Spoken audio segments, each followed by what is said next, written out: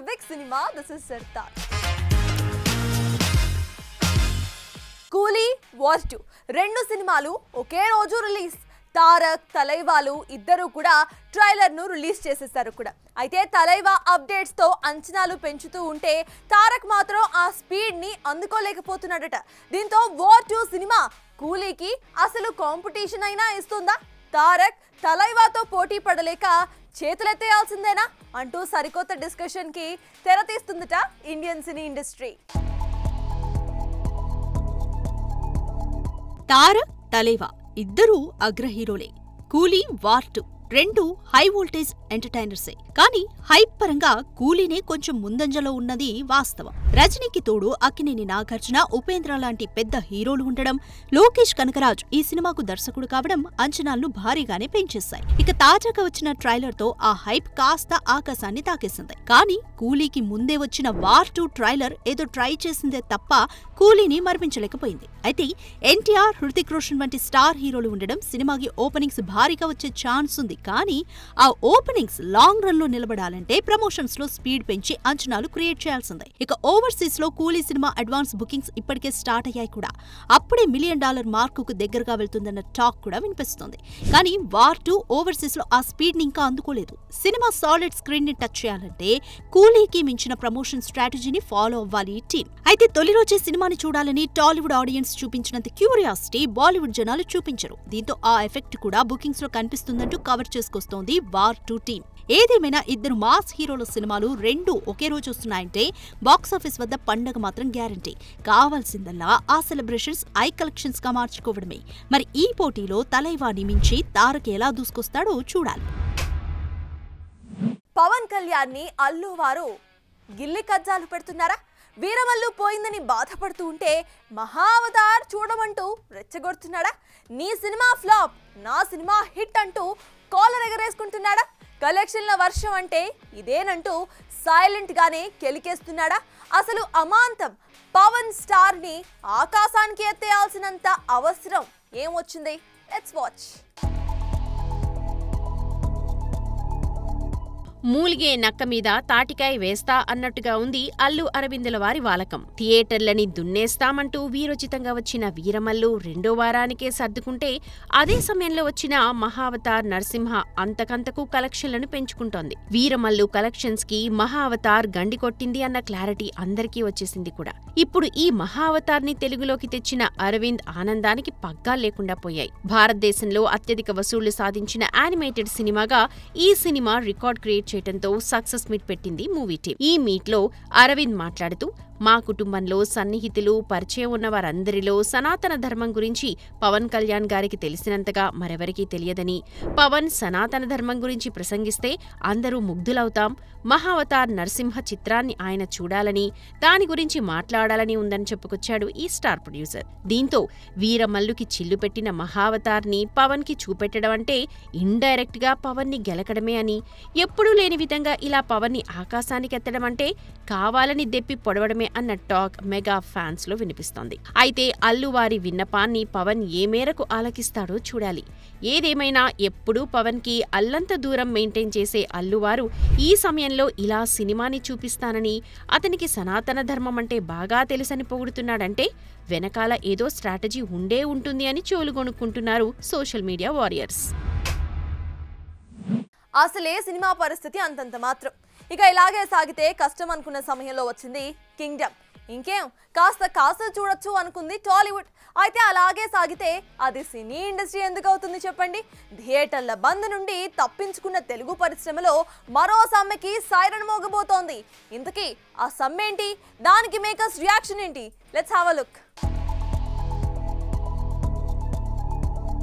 మొన్నటిదాకా థియేటర్స్ బంద్ చేస్తామంటూ భయపెట్టారు డిస్ట్రిబ్యూటర్లు. ఎలాగోలా గట్టున పడ్డామనుకున్న మేకర్స్ కి ఇప్పుడు మరో సమ్మె సైరన్తో చెవులు చిల్లులు పడుతున్నాయి. హీరోలు రెమ్యునరేషన్లు పెంచగా లేనిది మేము మాత్రం బత్తాలు పెంచకూడదా అంటూ ఏకంగా 30% పెంచాలి అంటూ, లేకపోతే షూటింగ్స్ చేసేదే లేదంటూ హుకుం జారీ చేసింది ఫిల్మ్ ఎంప్లాయీస్ ఫెడరేషన్. అయితే ఫిల్మ్ ఛాంబర్ వాదన మరోలా ఉంది.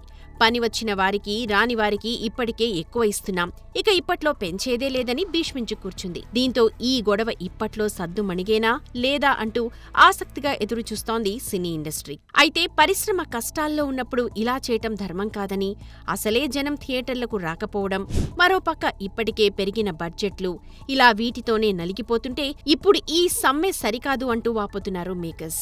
అయితే 3 ఏళ్లకోసారి డైలీ వేజెస్ ని రివైజ్ చేయాల్సి ఉన్నా అలా జరగడం లేదని, ఇక ఏమాత్రం ఉపేక్షించేది లేదని డిమాండ్ చేస్తోంది ఫెడరేషన్. చూడాలి మరి మధ్య మార్గంగా ఒక రేటు ఫిక్స్ చేసి అంతా ఆ దారికే వస్తారా, లేక ఎవరి దారిన వారు వెళ్లి ఇండస్ట్రీకి మరిన్ని ఇబ్బందులు తెస్తారు. రన్ రాజా రన్ రీ రిలీజ్ ఏది ఎలా ఉన్నా సరికొత్త క్లైమాక్స్ అంటూ ఊదరగొట్టారు మేకర్స్. ఏఐ టెక్నాలజీయా మజాకా అంటూ ఆకాశానికి ఎత్తేశారు అంతా. కానీ నా సినిమా ఇది కాదు అంటూ ఫైర్ అయ్యాడు ధనుష్.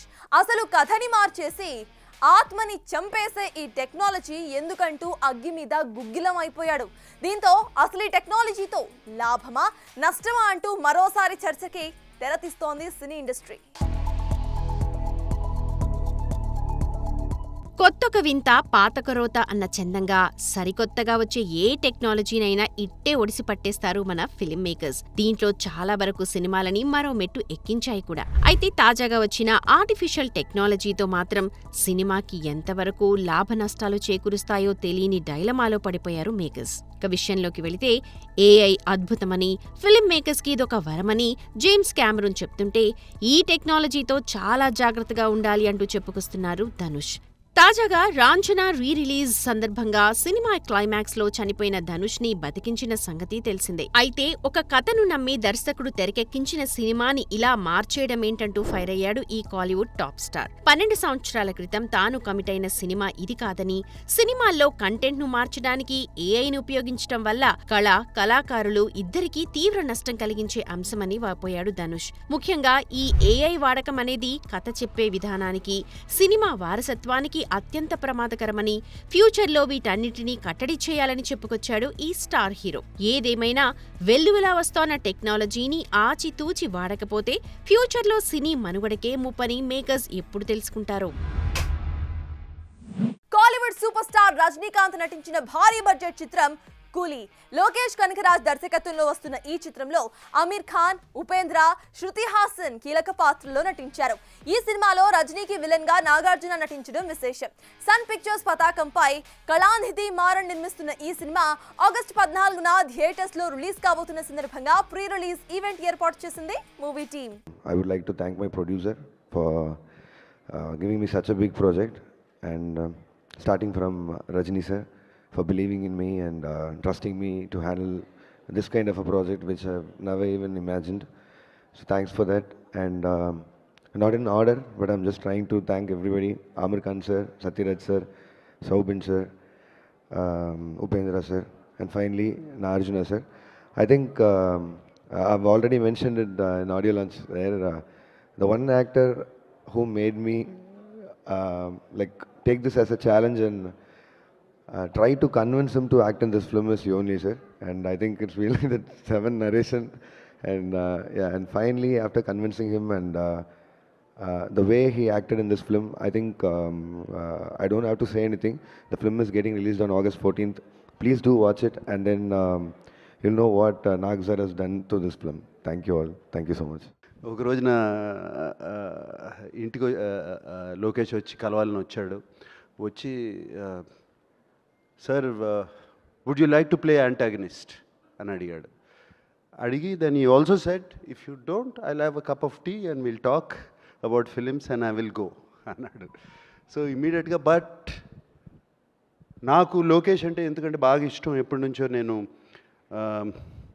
ఖైదీ చూశాను, one of my favourite films. I saw the other films also of course, and Vikram also. These 2 are my favourite films.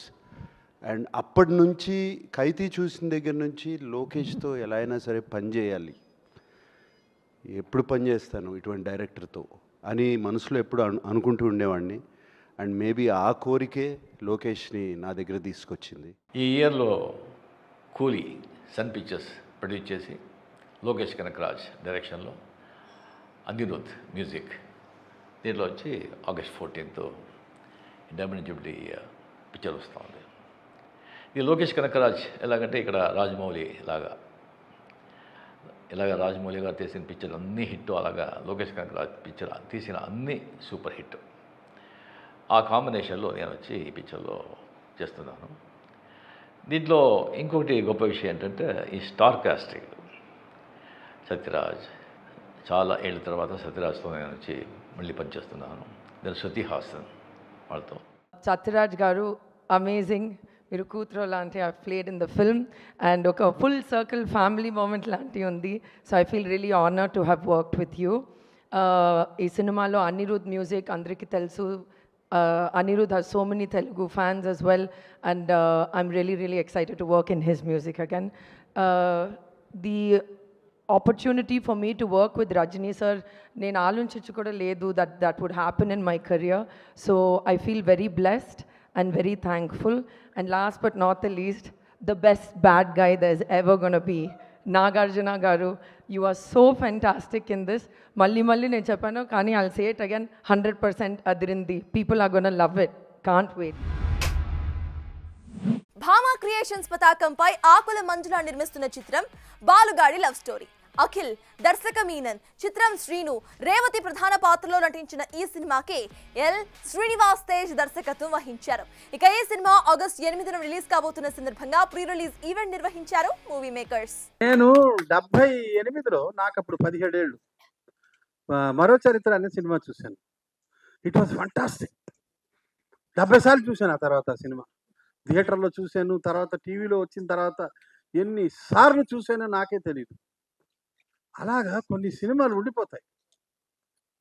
ఇది కూడా love story. Let us bless this film. God bless you all.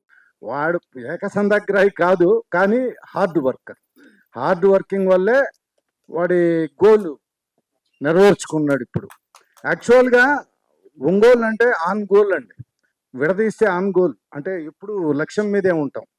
అదేవిధంగా ఈరోజు ఒంగోలియన్, అదే బాలకృష్ణ గారు కూడా చెప్పారు ఒకసారి, Ongolians are Mongolians అని చెప్పేసేసి. సో అంత హార్డ్ వర్కింగ్ చేస్తాడు. ఇతనే కాదు, మన all the best Srinu. Cinema చాలా సూపర్ హిట్ అయ్యి నువ్వు బాగా మంచి సినిమాలు చేయాలా, తొందరగా నువ్వు పెద్ద డైరెక్టర్ అవ్వాలా. ఎస్, నేను యాక్ట్రెస్ మేఘ్నా, మీ అందరికీ నేను బాగా తెలుసు. అండ్ ఈరోజు ఈ ఈవెంట్కి రావడం చాలా హ్యాపీగా అనిపిస్తుంది. బాలుగాడి love story. So first of all congratulations to producer గారు, భాస్కర్ గారు అండ్ మంజులా గారు, అండ్ ఆల్సో డైరెక్టర్ శ్రీనివాస్ గారు, and also to the actors Akhil గారు అండ్ దర్శిక గారు. కంగ్రాచులేషన్స్ అండి, this is your debut. All the very best to you. ఈ సినిమా కథ real జీవితంలో జరిగిన కొన్ని సంఘటనల ఆధారంగా రాసుకున్న కథ. ఇది చెప్పేటప్పుడు, ప్రొడ్యూసర్కి చెప్పేటప్పుడు కథ చెప్పేసిన తర్వాత, సార్ ఇది రియల్ జీవితంలో కొన్ని యథార్థ సంఘటనల ఆధారంగా రాసుకున్న స్టోరీ సార్ అంటే, ఆయన ఇమీడియట్గా బాగుంది స్టోరీ, చేద్దాం అబ్బాయి అన్నాడు. ఆ విధంగా స్టార్ట్ అయిన మా జర్నీ 8వ తేదీ రిలీజ్ వరకు వచ్చింది. 8వ తేదీ రిలీజ్ అయ్యేటప్పుడు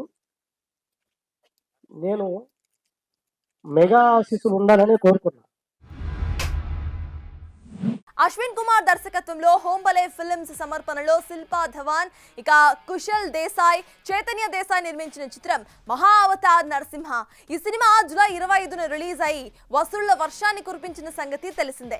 ఇక తెలుగులోనూ సాలిడ్ కలెక్షన్స్ రావడంతో సక్సెస్ మీట్ ఏర్పాటు చేసింది మూవీ యూనిట్. నరసింహ స్వామికి अब तो everyone has watched the film यार. नरसिम्हा स्वामी की very nice. So Jai Sanatan Dharma. This is not a film. We have always said this is a darshan, and this is a darshan to awaken the heart. It is from our heart to your heart, and this clap and all the appreciation is for Sri Prahlad Narasimha Swami, and I hope he awakens the divinity in each one of us, because it is very important that we meet our divine. Everybody is praising, but they're not praising the movie. They're praising the experience to meet the divine. And that is what we are here to produce. Because that is our calling, that is our purushartha, that is our samskara. We are only trying to bring it to you with love.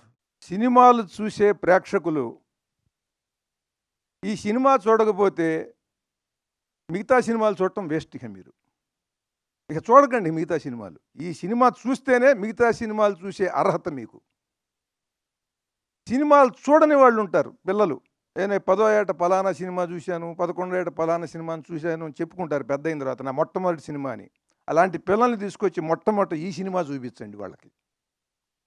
సినిమాలు ఇంకా ఇప్పుడేం సినిమాలు చూస్తామండి అని ఒక 80 ఏళ్ళు లేదా 75 ఏళ్ళు బాగా మెచ్యూరిటీ వచ్చి ఐఏఎస్లు, ఐపీఎస్లు, వేరే వేరే బిజినెస్ పీపుల్ అందరూ కూడా రిలాక్స్ అయిపోయిన వాళ్ళు సినిమాలు ఏం చూస్తాం అనుకుంటారు. మీరందరూ కదిలొచ్చి ఈ సినిమా చూడండి. ఈ సినిమాని నాకు లభింపజేసి నేను రిలీజ్ చేసేలాగా వెనకుండి నడిపించిన నరసింహస్వామికి నమస్కారం. నేను కొద్దిమందిని ఇక్కడ మెన్షన్ చేసుకోవాల్సిన అవసరం ఉంది. నాకు హుంబాలే ఫిలిమ్స్కి నాకు ఒక అవినాభావ సంబంధం ఉంది. విజయ్ గారు ఫోన్ చేసి ఈ సినిమాని మీరు రిలీజ్ చేయాలి అంటే తప్పనిసరిగా అనేది మాకు అంతకన్నా పెద్దగా సంభాషణ ఉండదు. అట్లాగే కాంతారా ఇంకొక ఆయన సినిమా ఇంకొక చోట రిలీజ్ చేసాం. ఆయనకి నా మనస్ఫూర్తిగా కృతజ్ఞతలు చెప్తున్నాను ఈ అవకాశం నాకు తీసుకొచ్చినందుకు. గీతా ఆర్ట్స్ అల్లు రామలింగయ్య గారు గొప్ప కమ్యూనిస్ట్. గీతా ఆర్ట్స్ ఎందుకు పేరు పెట్టారో ఉత్తరోత్తర అల్లు అరవింద్ గారు వివరించారు. ఏదైనా గీతా సారాంశం ఏంటంటే మంచి కర్మకి మంచి ఫలితం తప్పకుండా లభిస్తుంది. వెరీ సింపుల్, అంతకన్నా ఏం లేదు. అలాగే వేటూరి మహానుభావుడు ఏనాడైతే అరవింద్ గారి గురించి ఒక్క లైన్ చెప్పాడు, అది జీవితాంతం మర్చిపోలేను. నిజంగా లక్షలు ఇవ్వచ్చు ఆ పదానికి. ఏమిటంటే అల్లు అరవింద్ని సంధి చేసి అల్లరి విందు అన్నారు. సో ఇది వాటి big cinema. Keep watching big TV.